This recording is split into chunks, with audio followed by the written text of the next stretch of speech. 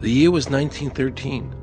Woodrow Wilson was president, and powerful banking interests, who had been trying for years, finally achieved their long-term goal of a silent coup d'etat by taking control of the American government. The first thing they did to accomplish their takeover was convince Secretary of State Philander Knox to lie to the American people and tell them that the 16th Amendment, the Income Tax Amendment, had been legally ratified by the states when it was not. The bankers knew that this tax would ultimately end up in their pockets. Because of this fraud, the American people were led to believe there was now a tax on their labor. Congress and the President are completely aware of this fraud, and it was even cited in a recent court case.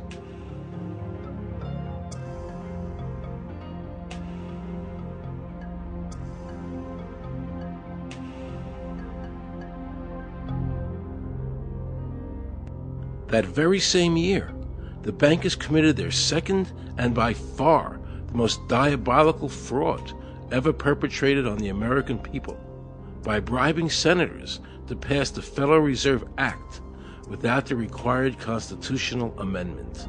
All in favor, say aye. They did this during Christmas vacation, when many senators were home celebrating their holidays with their families. And that's how the unconstitutional Federal Reserve Act came into being. They were very clever, and they understood that whoever issued the money for America would control the government. The bankers won, and the American people lost, because most politicians will sell their soul for $1. And now the Federal Reserve could issue dollars legally. As Mayor Rothschild said, "Give me control of a nation's money supply, and I care not who makes its laws." He knew that he and the other bankers would now control the laws of the nation. Government gave these bankers one of its most important powers, and now had to borrow money from them and pay interest to finance the government. So the American people were forced to lower their standard of living and pay a graduated income tax to the government, just so the government could give these bankers more profits. President Woodrow Wilson, who signed the Federal Reserve Act into law, later said, in regret, "I am a most unhappy man. I have unwittingly ruined my country. A great industrial nation is now controlled by its system of credit. We are no longer a government by free opinion, no longer a government by conviction and the vote of the majority, but a government by the opinion and duress of a small group of dominant men." The Federal Reserve was created by Congress in 1913, and it was entrusted with the power granted originally to the Congress by the U.S. Constitution to coin money and regulate the value thereof.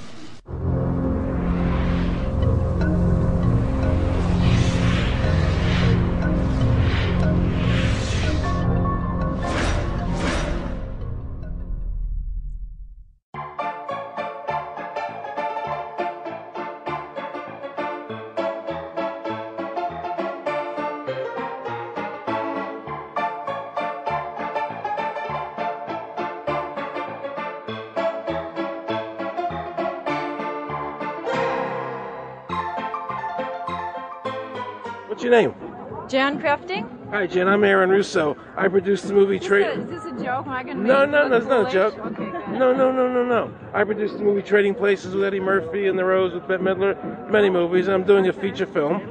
And my film was about my quest to find out whether or not people pay income taxes. Do you pay an income tax? Yes, I do. You do? Yeah. Have you ever seen a law that requires you to pay an income tax? Have I ever read it? You mean in the page, black and white? No, Yeah. no. So you pay the income tax, I assume?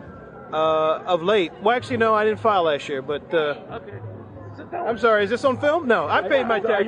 My question to you is, have you ever seen a law that says you have to pay an income tax?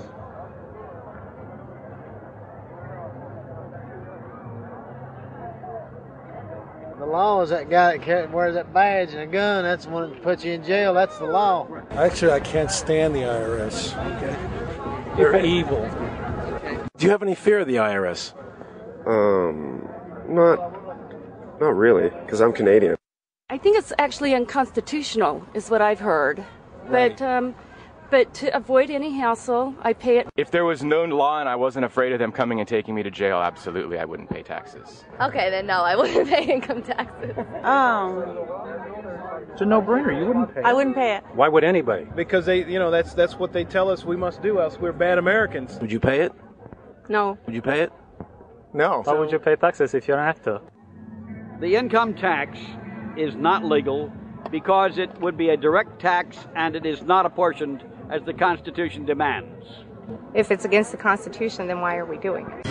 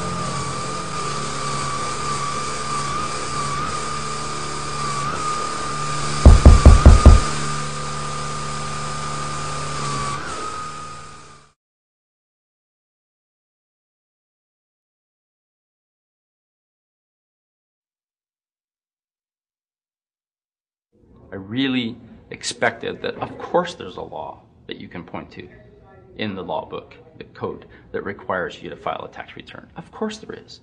Maybe I don't know what it is right then as he was speaking to me, but sure. So naively, I agreed to go off and research it and get back to him. 3.5 months later, I was at that point where I couldn't find the statute that clearly made a person liable, at least not me and most people I know. And I had no choice in my mind except to resign. I had to leave the IRS because I presented evidence that I had accumulated indicating that the agency was violating the law and violating people's rights. And I asked the agency for a response to my sincere concerns. And the answer I got was that they would not respond to my concerns and that they would provide me with the paperwork necessary to tender my resignation. But We the People Foundation for Constitutional Education put a full-page ad in the USA Today on July 7th, 2000. And within the body of that ad was a $50,000 challenge for anyone that could show the law. And to me, $50,000 is a lot of money. So I went after that and did the research based on the fact that I thought, let's put this baby to challenge for anyone that could show the law. And to me, $50,000 is a lot of money. So I went after that and did the research based on the fact that I thought, let's put this baby to bed. I'm hearing all these rumors. I'm going to kill 2 birds with 1 stone. I'll answer these people's questions that are asking me, and then I'll win this $50,000. And, based on the research that I did throughout the year 2000 and that I'm still doing, I have not found that law. I've asked Congress. We've asked a lot of people in the IRS commissioners, helpers. They can't answer, because if they answer, the American people are going to know that this whole thing is a fraud.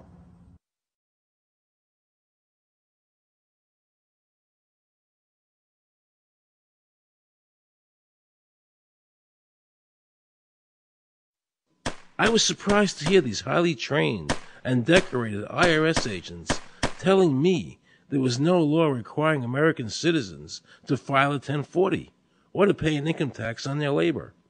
I haven't filed an federal income tax return since I left. I have not filed a tax return since 1999. Approximately 67 million people don't file an income tax return.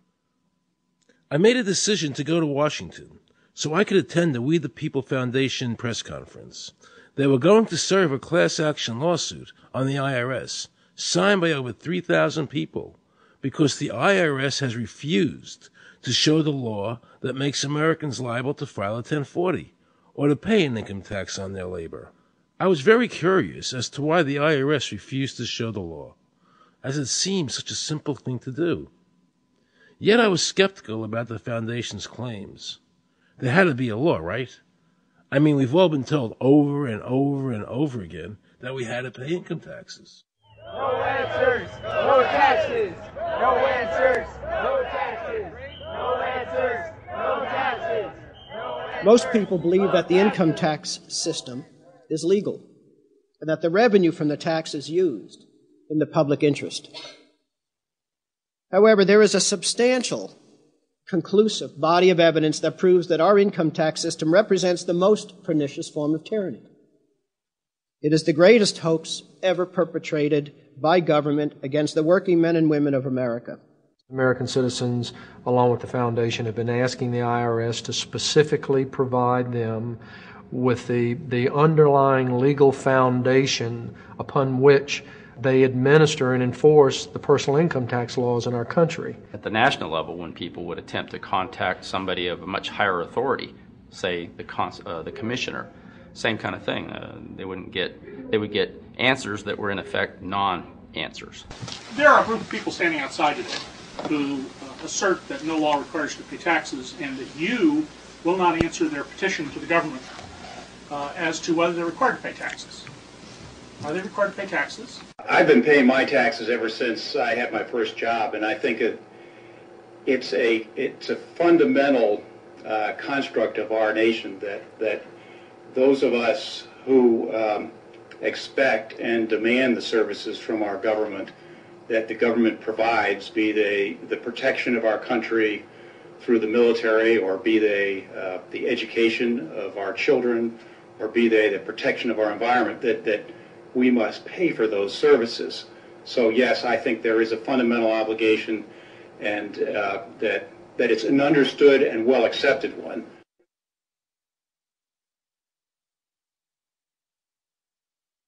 Joe Bannister and I had a meeting in the White House with President Clinton's economic advisor, Jason Furman. He accepted the remonstrance for the president. On June 2nd, I called and spoke with him. His words were, "We have decided that the issue of the legality of the income tax is not a high priority matter for the White House, and we will not be participating in any conference on the subject."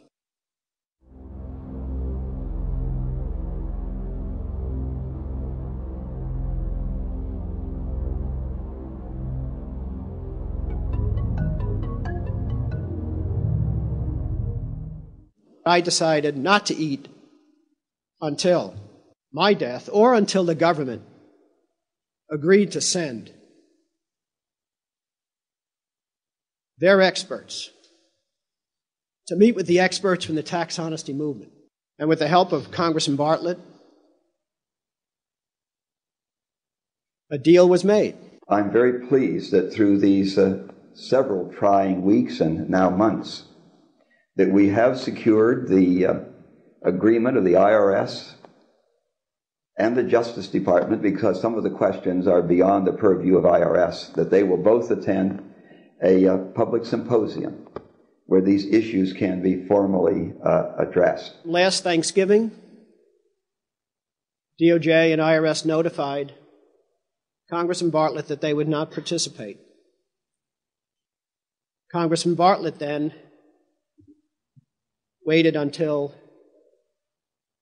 late January. He informed me that he would not be participating. Why do you think you've been able to get away with not paying or filing your income taxes for so long? Well, first of all, I've not gotten away with anything. I'm not hiding from anyone. I'm simply asking the IRS to show me the laws that apparently require me to do these things, and they are suspiciously reticent to answer questions from me, and of course there are millions of other people, many other organizations who have attempted to get answers. They act very suspiciously when asked to simply sit down at the table with the American people and discuss what their obligations are. Rather than pulling up a chair, they pull out a club. As a matter of fact, David K. Johnston of the New York Times asked Terry Lemons of the IRS, why won't the IRS answer the questions set forth in the petitions from the American people? Mr. Lemons' response was, the government is answering the questions through enforcement actions in the courts. This is a very chilling remark on the government's use of brute force instead of civility and logic.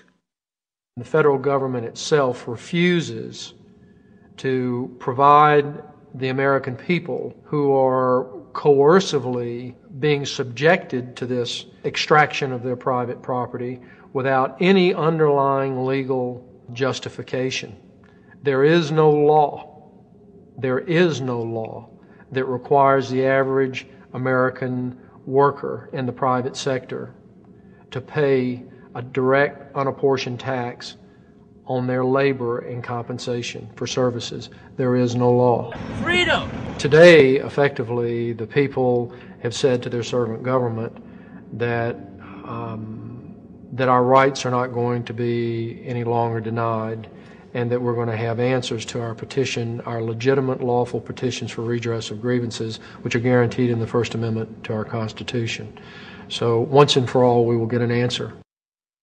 On August 31st, 2005, federal judge Emmett Sullivan ruled, the government does not have to answer the American people's questions, even though it is guaranteed in the First Amendment. Our courts have made a decision that government does not have to show the law that it enforces, and the press never reported on this. Have we given this judge the authority to overrule the Constitution, the very foundation of American life?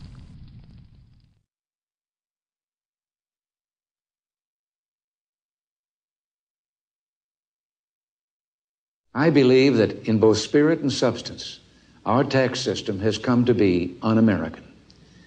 Death and taxes may be inevitable, but unjust taxes are not.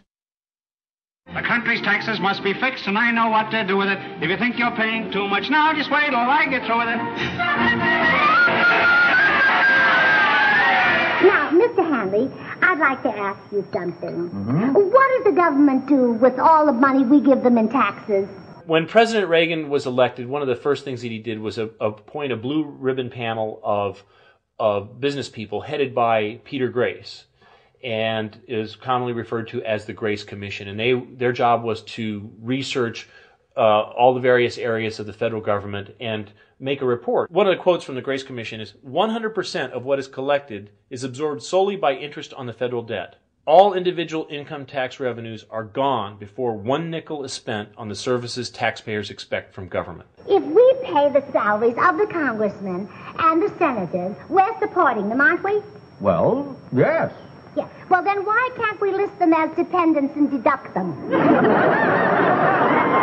We've been brainwashed. People have been told, that you need this income tax system to fund government, which is absolutely ridiculous. I mean, my question is, well, if that's true, how did we fund government from 1776 to 1913? The main purpose of the income tax is not to raise revenue, but to redistribute wealth and to control society. A lot of people might say, well, gee, if there wasn't an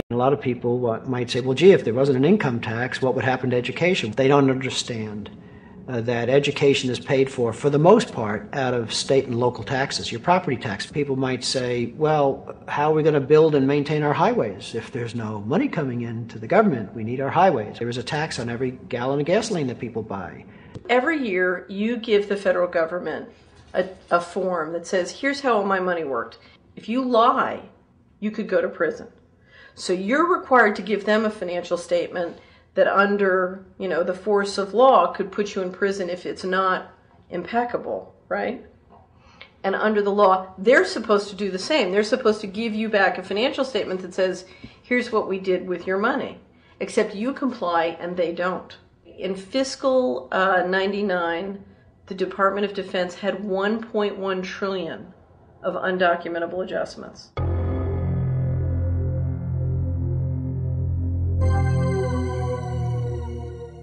The following year, they had 2.3 trillion of undocumentable adjustments.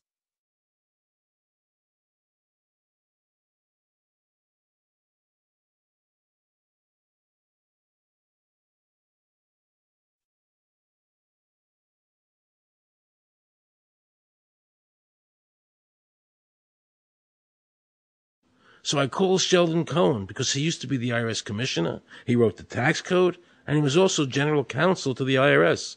He is a true expert, and I couldn't find a better person to answer my questions. He graciously agreed to my interview.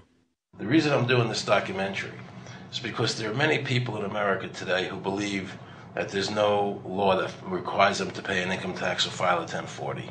And there are many people going to jail for it, fighting over it. The Internal Revenue Code is authorized by the 16th Amendment. I think it should be clarified. I think government should be transparent to the people. Why doesn't the IRS commissioner sit down with them and just explain it in clear English? Why? I don't think they really care. They don't think. I think they're just playing word games. You don't think they're sincere people? You know? No, I don't think they're sincere people. Today I interviewed a juror, okay, who sat on a case, and they found the person not guilty for lack of filing, okay? And I asked her why they found him not guilty. And she said because the IRS couldn't show us the law that made him liable to file a 1040. All they need to do, if there is a law, is to show us the law, which, of course, they never did. And the reason they didn't do it was why? Because there is no law. Title 26 requires you to file a return. But doesn't Title 26 have to be in compliance with the Supreme Court decisions? You're going to take a 1920 case and superimpose it on the whole Internal Revenue Code that was written after it? No, that's not. I can't believe what I just heard. Rewind. You're going to take a 1920 case and superimpose it on the whole Internal Revenue Code that was written after it? No, that's not. Remember he said earlier the Internal Revenue Code was authorized by the 16th Amendment? The Internal Revenue Code is authorized by the 16th Amendment. Remember, the Supreme Court said the 16th Amendment did not give the government any new taxing power. These decisions have never been overturned. Let's listen further. Can the lower courts overrule the Supreme Court? No. How are they putting people in jail today for not paying a tax on their labor when the Supreme Court said they don't have to? Doesn't the IRS code have to be in compliance with the Supreme Court? That's my big question. This is a waste of time. Well, because whatever I say, you're not going to believe. He's right. I don't believe him. And neither should you.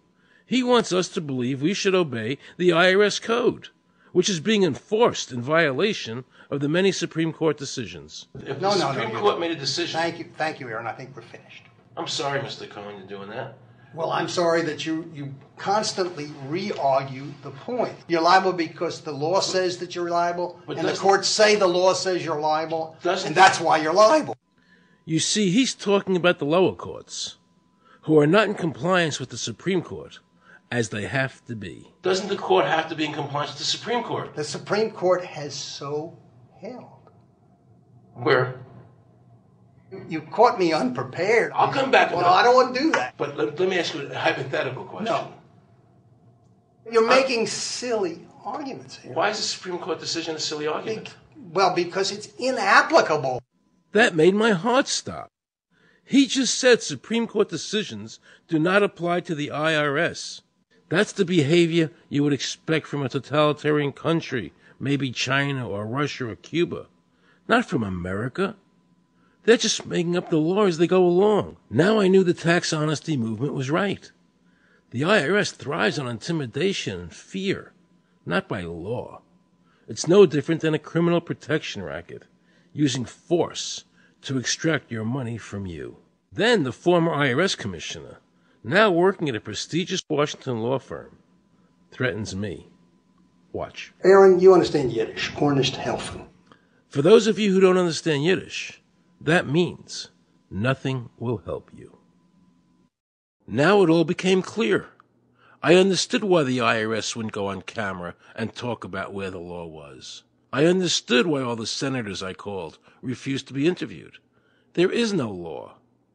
And now you know what our political leaders and the courts have known for decades and have tried to cover up. The United States Constitution strictly forbids a direct, unapportioned tax on the wages and salaries of American citizens. The United States Supreme Court has consistently ruled that the income tax is a tax on profits and gains, not on labor and wages. On behalf of the American people, I challenge the IRS to show me a statute that allows a direct, unapportioned tax on the wages and labor of the American people.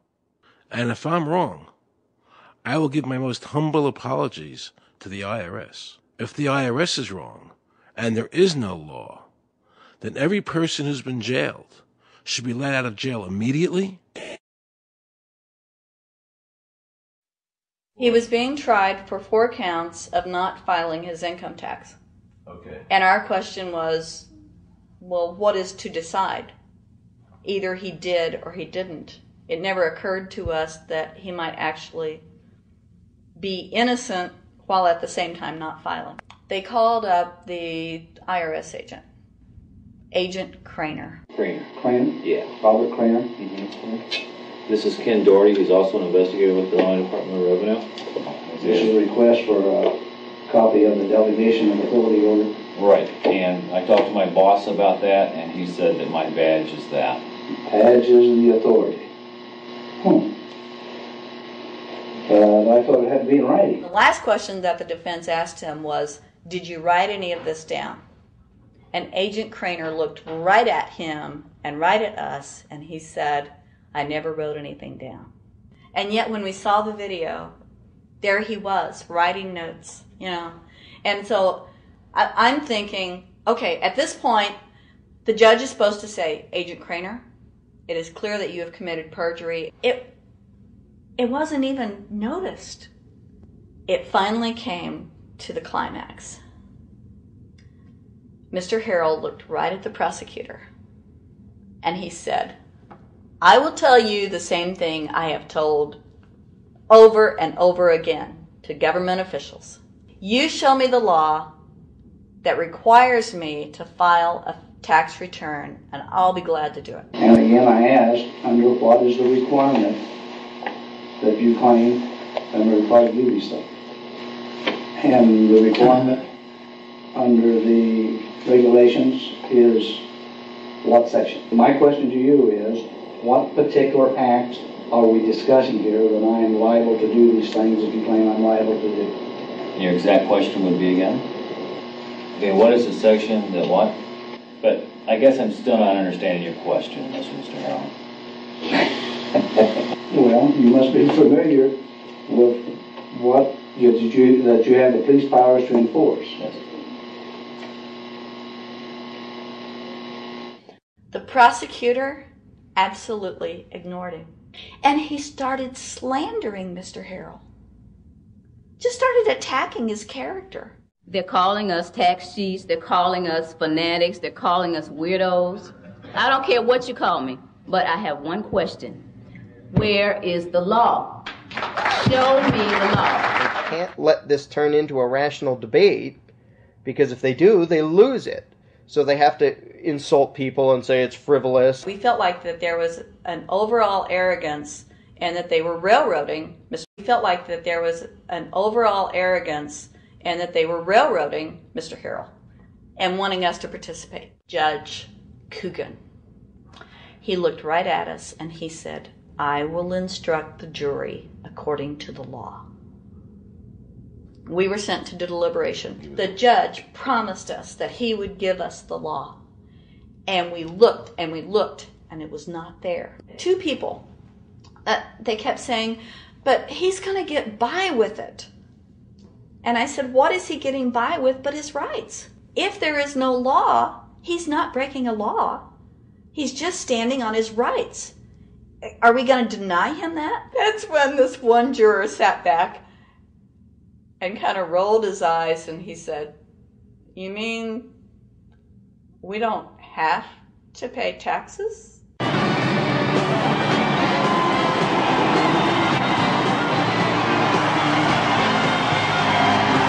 All of a sudden we realized that this trial was much bigger.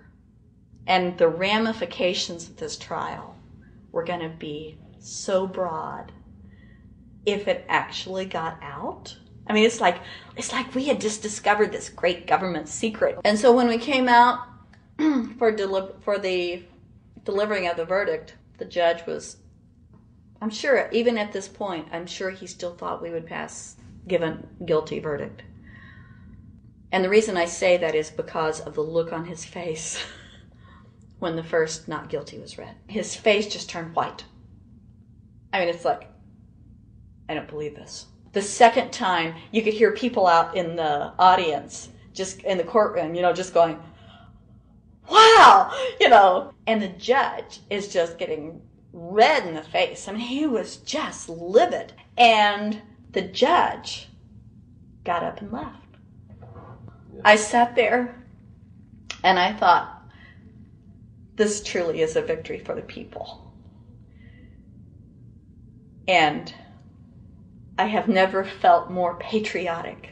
And I knew that we had done the right thing. I looked at that man, Mr. Harrell, and I thought, the system might not work all the time, but this time, for that man, it did.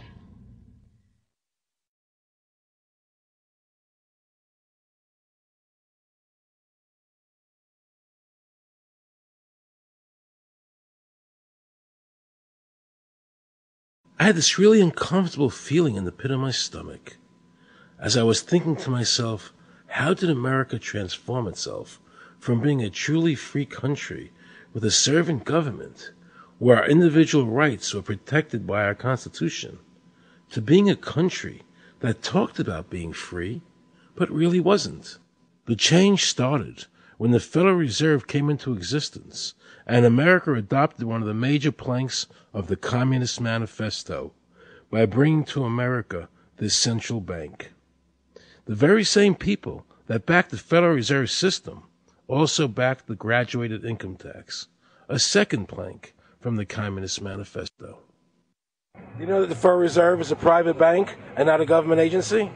No, I wasn't aware of that. It's a private bank? That would scare me quite a bit. What if you learned that the Federal Reserve makes money off the taxes you pay? How would you feel about that? Angry. Like I'm feeling right now. I would feel cheated by my government. I'd be angry. It kind of sucks. They're pretty much in control of everything. I decided to drive back to Washington to see Dr. Ron Paul. He had been a congressman for over 20 years. I had met him previously in 1998 when I was running for governor of Nevada, and I knew him to be an honest and sincere man, and I thought he'd be very helpful in letting me know what the future holds for the American people. Who owns the Federal Reserve? It's secret, and we can't find out what's happening. But the Congress created it, and it's not authorized in the Constitution. The government borrows money from a private corporation using the name Federal that prints United States on it, and then it pays back to the Fed, which is owned by private banks. We don't know who all those private banks are. The money that the government is paying back to the private bankers is the money that comes from you and me. Why in the world would the American government borrow money and pay fees on it when it has the authority to make the money itself interest-free? The Federal Reserve is no more federal than Federal Express. I've never seen a full list of ownership for the Fed. I don't think anybody has. The government works for a private bank, and the private bank works for its owners, the true masters. People talk to me about, the issue of Republican versus Democrat, as if they don't get it. And I say, look, here's the way you get it. It's organized crime. All you do is you call the Republicans the Genoveses, and you call the Democrats the Gambinos. The people at the top, they treat it like a crap game, like it's their crap game, like they're making lots of money. Occasionally somebody at the table shoots each other, but the moment anything threatens their crap game, they all unite to protect it. They're both controlled by the same financial, economic, and corporate interests. Once the banks get into the picture and they form a partnership with the government gives them the legal power now to create bank-issued money backed by the coercive power of government to require everybody to accept that bank money. In the course of the last century, they have converted this nation from a nation of independent freeholders to a nation of employees. And they're just one step away from being serfs. Most people spend the great bulk of their money for taxes, interest, and inflation. And all of that money goes to these two groups that comprise the cartel and their partner, the federal government. It's not a coincidence. So if Congress used its legal authority to shut down the Federal Reserve System, the American people would be much better off. Government should create, issue, and circulate all the currency. Creating and issuing money is the supreme prerogative of government and its greatest creative opportunity. Adopting these principles will save the taxpayers immense sums of interest, and money will cease to be the master and become the servant of humanity. Abraham Lincoln. Young people today are conditioned practically from the cradle on up to think that credit is a wonderful thing. You don't want to damage your credit. You want to do what you can so that you can go to the bank and get a good loan. There are no people who own their own property, who own their own houses, who own their own business, who finance their own business. They're only debtors. The average young person today has no concept that he's being drawn into a web, a trap. Like he's in the feudalist system, only he's going to like it. He's going to think, this is wonderful. I got my new red Corvette, and I'm in debt for the rest of my life, but I'm looking good. When a person borrows money, it puts a noose around their neck and makes them servant to the lender, which is exactly what the Federal Reserve System is designed to do. And now our Congress, so dominated by the banks, is helping them to entrap people even further by passing new bankruptcy laws, making it more difficult for the people to declare bankruptcy and get a fresh start, while at the same time allowing the banks to charge very high rates of interest. This is the way the Democrats and Republicans, working with the banks, legally enslave the nation. Credit card industry is a huge political contributor, and unfortunately a certain number of... It just seems so, like I say, just bald. You know, this idea that credit card industry gives a lot of money to the government so they will protect them even to the just abject disinterest of their own constituents. That happens kind of a lot.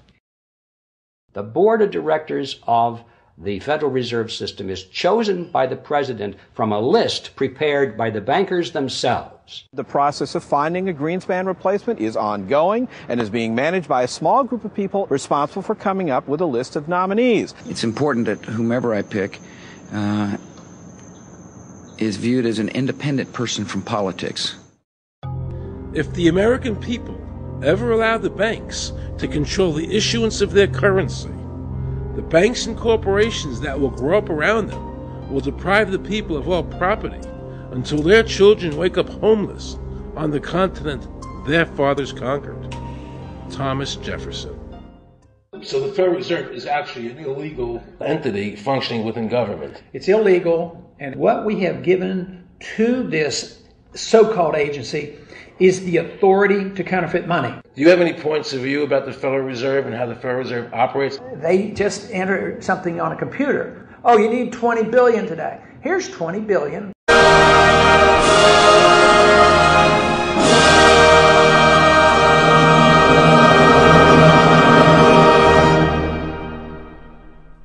What happens if your own government is using more force and more coercion on its own citizens for the purpose of achieving its political ends? Is that government engaged in terrorism? Now let's watch the government add insult to injury to the people of New Orleans. No one will be able to be armed. We will take all weapons. That happened today in this wealthy neighborhood where homeowners had armed themselves to protect their mansions. Residents were handcuffed on the ground. In the end, police took their weapons but let them stay in their homes. Wasn't that kind and generous of the government to allow people to stay in their own homes? How thoughtful. Of course, they couldn't defend themselves from looters.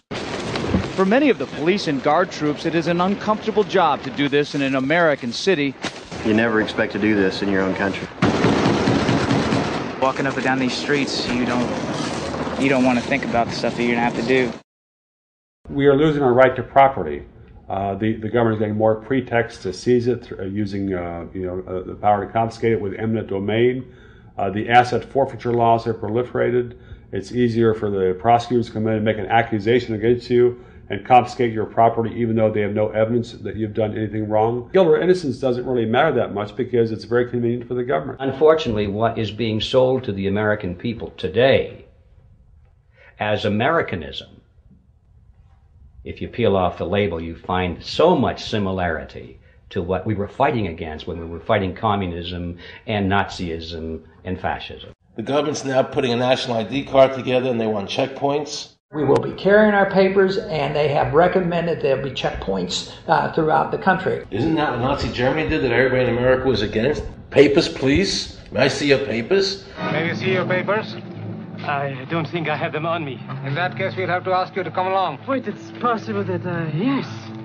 Here we are. These papers expired 3 weeks ago. You'll have to come along. Halt! Halt!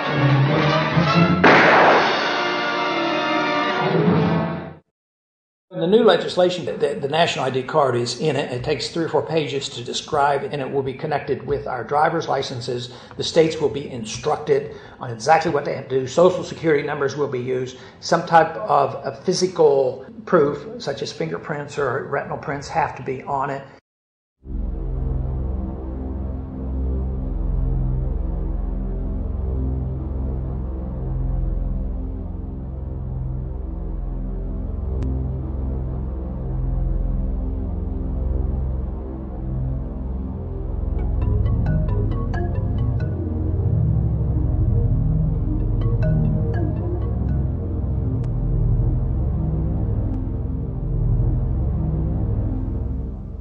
It is time to wake up, America. These ID cards are not about defeating terrorism, but they are all about controlling the American people. I arranged an interview with Catherine Albrecht, a leading authority on the RFID chip. Her book entitled Spy Chips is the definitive book on this subject. I wanted to find out just how dangerous these chips are to our liberties. RFID is a technology that uses tiny computer chips the size of a grain of sand or even smaller, hooked up to miniature antennas to transmit information about items at a distance. Back in 1999, Procter & Gamble, Gillette, and MIT got together to find a way to commercialize this technology and make it small enough, make it efficient enough, and make it low cost enough to, essentially, their dream is to put one of these tiny computer chips on every physical item manufactured on planet Earth. The latest technology for identifying people at the point of sale, for identifying people when they make purchases, is actually the implantable chip that you can actually embed directly into human flesh. It's a tiny glass capsule about the size of a grain of rice. It contains an RFID computer chip with a coiled antenna, and it can transmit information also at a distance.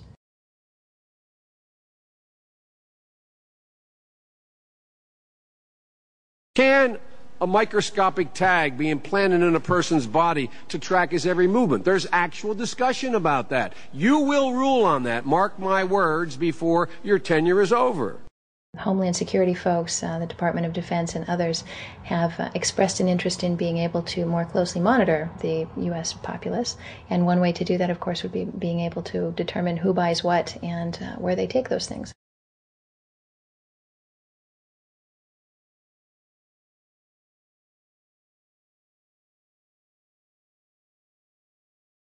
Radio waves can travel through walls, they can travel through wood, they can travel through the things we normally rely on to protect our privacy. For example, your purse, your backpack, your pocket, anything you're wearing or carrying. Kraft Philadelphia cream cheese has been tagged with RFID and sold to consumers, as have Mach 3 razor products and other Gillette razor products, without the knowledge of the consumer. One of the tiny chips could actually even be the dot on the letter I on the back of the fine print on a package that you purchased. They were talking about having reader devices in every airport, on every bus, on every train, on every port, on every dock. One of the most worrisome applications of RFID are proposals to put them into cash, meaning that you would be able to track every banknote, where it had been, who it had been issued to, and create, in essence, an audit trail. That would essentially take away the anonymity of cash that we now enjoy today. The ATM machine itself, as the money came through the roller device, would be reading each number, and they would know who you are because, of course, you identify yourself at the bank before you take money out. And down the road, when you go to pay at a major retailer, It would also be possible for them, as they're putting the money into the cash drawer, to simply feed it through a little reader device. It would go in, it would tag that number and transfer possession from Aaron Russo, say, to Walmart. Once everything you do is tied down to a single number and there is no longer the ability to pay with cash, then all it takes to render you a non-citizen is to simply turn that chip off. You will no longer be able to really participate in any function in society, including buy food.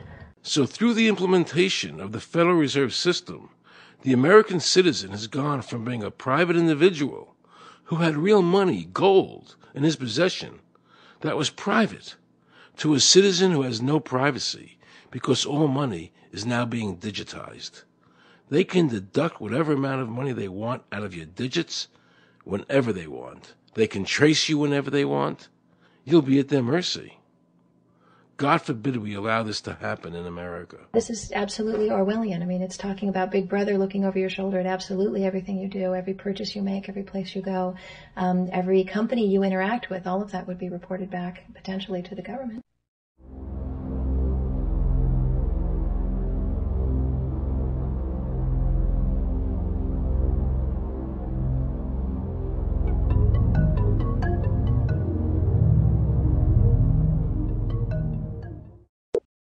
Have we become so controlled and so ignorant about our rights that big institutions and big government can do whatever they want with us, even without our approval? I knew for certain the Founding Fathers would resist to the death what is happening in America today. And I, for one, will not accept a national ID card. And if nobody accepts a national ID card, and nobody can board a plane without one, then let the airlines go bankrupt. And if you can't open a bank account in a big money center bank, then open an account in a small local bank. And if we can't walk into a federal building, I personally would consider that a blessing. Don't allow these institutions to dictate to us how we conduct our lives. This is America, and we have free choice.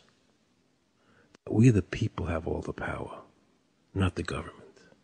Government gets its power from us, not the other way around. Think of all the men and women who died in all our wars, fighting for freedom, not Federal Reserve bankers. Do you think they sacrificed their lives so that Americans can be chipped like a dog? So we could all have a homing device inside us? No. This ID card is the last step before they implant us. And that's precisely the reason nobody should accept one. And do you know what they're going to do? They're going to call in the propaganda machine, the media, and try and sell this as if it were in everybody's best interest. We're working on a product that we have called internally a PLD. PLD stands for Personal Locating Device, which is an implantable GPS for which our company owns a patent. The hybrid of the two of these products, being Digital Angel and Verichip, is what we call PLD. PLD should be in prototype form by the end of this year, by December of 2002, and we are already working with the Food and Drug Administration as well as legislative agencies with these products and ultimately with the PLD.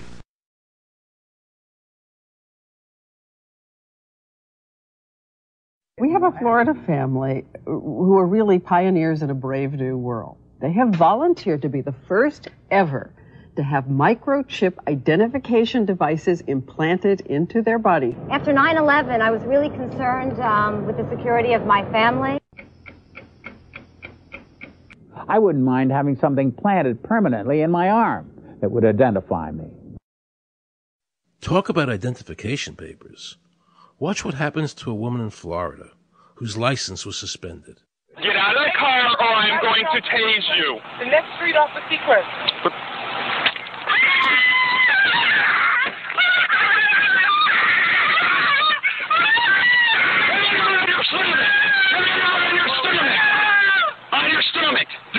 Put your hands behind your back. Do it now. Do it now or you're going to get tased again. Do it now. Do it now. On your back. Put your hands behind your back. Put your hands behind your back. I can't. Sure you can. Come here. Ow, ow, ow. Oh, got it. You got blood on your Oh, my God. You tased me and you handcuffed me? Yep, you're under arrest. For what reason? Your license is suspended.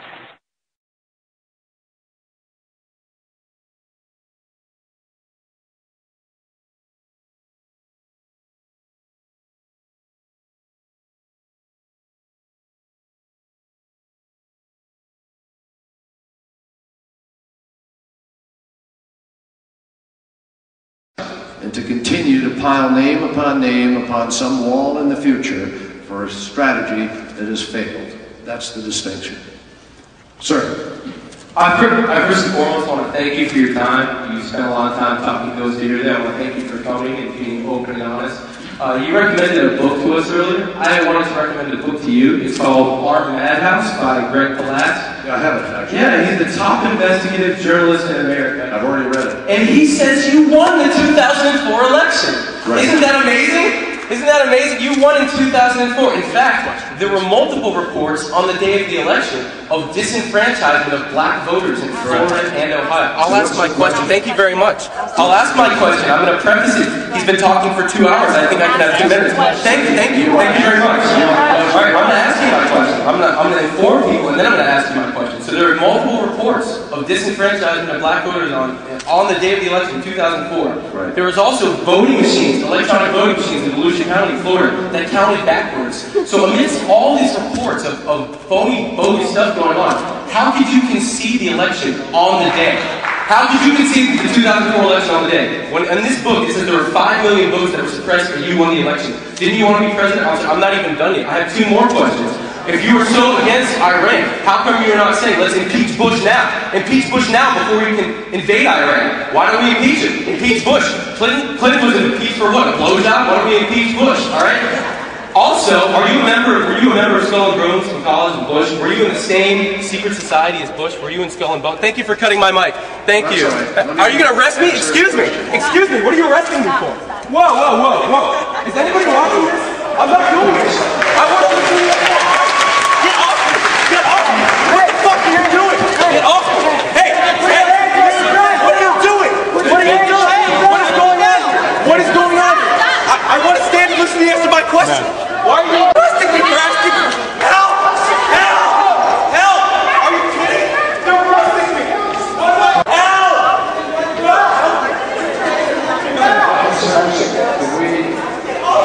I didn't do anything. Help me! Help me! Help! They're arresting me. He's got a taser on his chest. I mean, this really is ridiculous. Hands behind your back. I think if everybody is this situation would have been. You don't have an option. You just stand up. Hold on your stomach. And, unfortunately, he's not available to come up here and swear me in as president. Why are they arresting me? Did someone do something here? Let me just I'm being arrested. Because it's a very important question. What did I do? Get off me. You know what? Get the fuck off me, man. I didn't do anything. Don't tase me, bro. Don't tase me. I didn't do anything. Ow! Ow! Ow! Ow! Ow! Ow! Let me go. Let me go. Get back, Let me go. Why? Why are you doing that? Oh my God. Back up. Back up. Why? What did I do? What did I do? What did I do? What did I do? Come on, Papa. All the power is in the people. And to the extent that government becomes alienated from the people, does things that people don't want, power is transferred until you finally come to a police state, totalitarian state, whatever word you want to give it, where the desires of the people really have no consequence. They go out and they vote. Doesn't make any difference which candidate they elect. Now we can see a new world coming into view. A world in which there is the very real prospect of a new world order. The New World Order will be built. An end run on national sovereignty, eroding it piece by piece, will accomplish much more than the old-fashioned frontal assault. Council on Foreign Relations. We shall have world government, whether or not we like it. The only question is whether world government will be achieved by conquest or consent. Paul Warburg, Council on Foreign Relations and architect of the Federal Reserve System. There's a group that get together internationally and they sort of play God with our money. You think that's part of what George Bush said was the one world order? They can't have a new world order only with a world police, military. Right. I think the financial system ultimately is even more important than the guns. The central bankers of the world are working together to create a one world government, a global police state as sinister as anything George Orwell ever wrote about, where every person on the planet Earth will have an RFID chip implanted, where the bankers and the governments can monitor every transaction you make. A chip in everybody would be the universal monetary system par excellence, because there'd be no escape from it, and you'd be totally under the control of those who issue the electronic impulses in that chip. Their strategies are being accomplished through the World Trade Organization, the International Monetary Fund, and the Bank for International Settlements, which is the central bank for all the central banks of the world. Most people don't have a clue that these unelected private bankers actually control the governments of the world. They have financed and profited from every war since World War I without concern for humanity. The war in Iraq is an attempt by the Federal Reserve and their partner, the Bank of England, to control the Middle East and to make it a part of the New World Order. To defend the New World Order, U.S. soldiers will have to kill and die. Arthur Schlesinger, Counselor on Foreign Relations. Military men are just dumb, stupid animals to be used as pawns in foreign policy. Henry Kissinger, Counselor on Foreign Relations. Now let's listen to this quote by Robert Reich, a member of President Clinton's cabinet and one of his most trusted advisors. The dirty little secret is that both houses of Congress are irrelevant. America's domestic policy is now being run by Alan Greenspan and the Federal Reserve. America's foreign policy is now being run by the International Monetary Fund.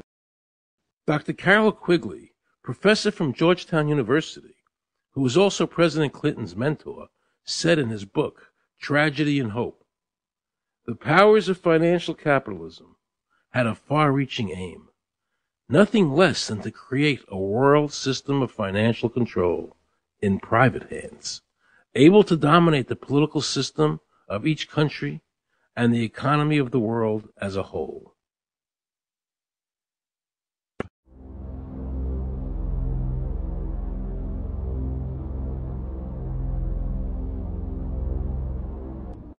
Look what happened in Europe.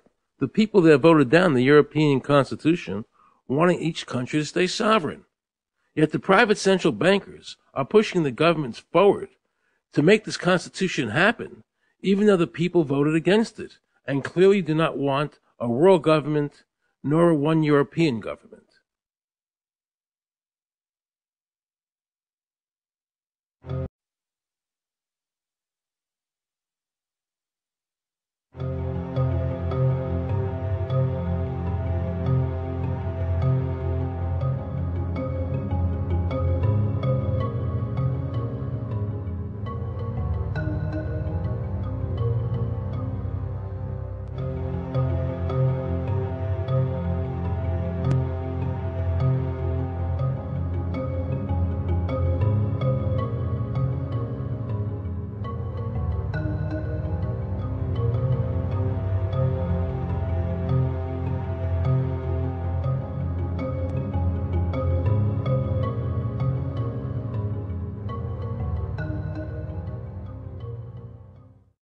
Now pay close attention to this quote by David Rockefeller, and you'll understand what is happening in the world today and where the American people are heading as a nation.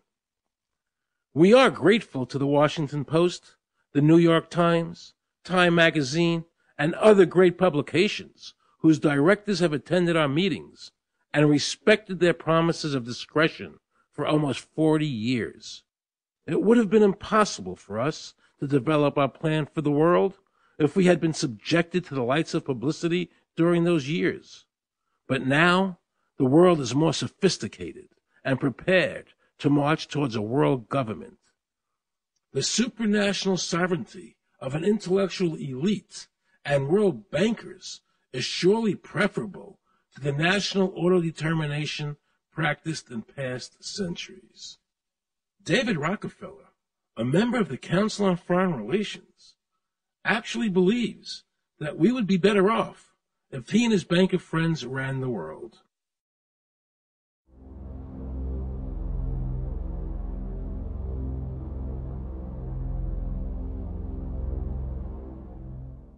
Benito Mussolini had a great quote about fascism. He said that fascism should be called corporatism more properly because it's the perfect merger of power between the corporation and the state. That's how he defined fascism. And that's what we're seeing here. The media controls the information that a person gets. In various ways, they can make sure that the average American watching the tube or reading the newspaper is going to come out with a certain mindset. He's going to say, this is good, that's bad, and that's all they have to do. You look at the ownership of corporate media in this country. Who owns CBS? Viacom? Who owns NBC? GE? Who owns ABC? Disney? Americans have been taught to expect their salvation from government instead of recognizing government as the most dangerous threat they'll face in their lives. And the United States putting together a constitution now for Iraq. You know, why don't we just give them ours? I mean, think about it. It's served us well for over 200 years, and we don't appear to be using it anymore, so what the hell?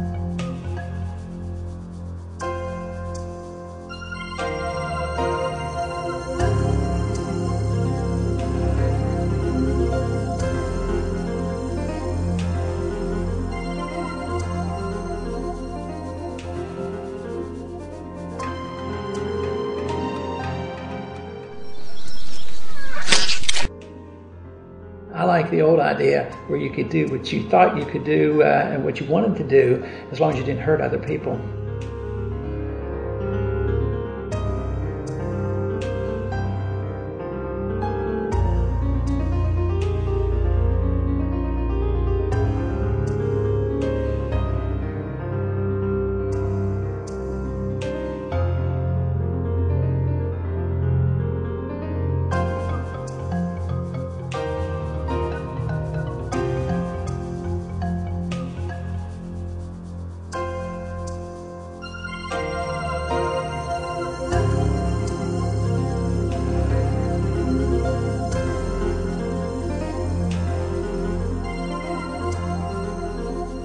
I think that the ultimate choice that's being presented to mankind is that it's time to either evolve or perish. Grow up or die. Become adults. Act like adults. Take some responsibility.